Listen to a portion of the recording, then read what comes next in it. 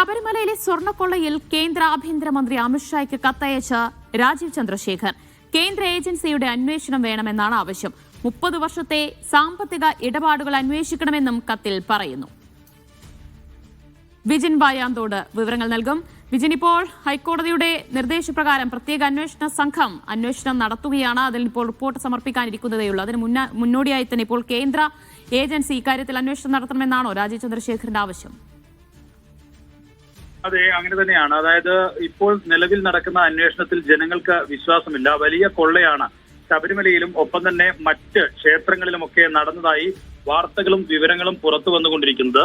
കഴിഞ്ഞ 30 വർഷമായി ഉള്ള കണക്കുകൾ ഒപ്പം തന്നെ ഏതെങ്കിലും തരത്തിലുള്ള കൊള്ളകൾ നടന്നിട്ടുണ്ടോ എന്ന കാര്യം അന്വേഷിക്കണമെന്നാണ്. ശബരിമലയിലെ മാത്രമല്ല, ദേവസ്വം ബോർഡുകളെല്ലാം ഭരിക്കുന്നത് സർക്കാർ നോമിനേറ്റ് ചെയ്യുന്ന ആളുകളാണ്.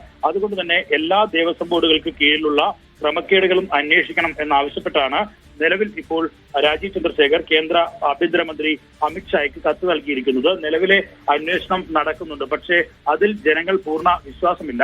പോലീസാണ് അന്വേഷണം നടത്തുന്നത്. അതുകൊണ്ട് തന്നെ ഇത്തരം കളവുകൾ നടത്തുന്ന ആളുകൾ അത് ഭരണതലത്തിൽ തന്നെ ഉള്ള ആളുകളാണ്. അവരിൽ വളരെ വലിയ സംശയം ജനങ്ങൾക്കുണ്ട്. അതുകൊണ്ട് തന്നെ ഇക്കാര്യത്തിൽ കേന്ദ്ര അന്വേഷണ ഏജൻസിയുടെ അന്വേഷണമാണ് ആവശ്യം. അത് നടപ്പിലാക്കണം എന്നാവശ്യപ്പെട്ടാണ് നിലവിൽ കത്ത് നൽകിയിരിക്കുന്നത്. ശരി, വിജിൻ വായാന്തോടാണ് വിവരങ്ങൾ നൽകിയത്. രാജീവ് ചന്ദ്രശേഖർ കേന്ദ്ര ആഭ്യന്തരമന്ത്രിക്കാണ് കത്തയച്ചിരിക്കുന്നത്. ശബരിമല സ്വർണ്ണക്കൊള്ളയിൽ കേന്ദ്ര ഏജൻസിയുടെ അന്വേഷണം വേണമെന്നാണ് ആവശ്യപ്പെടുന്നത്.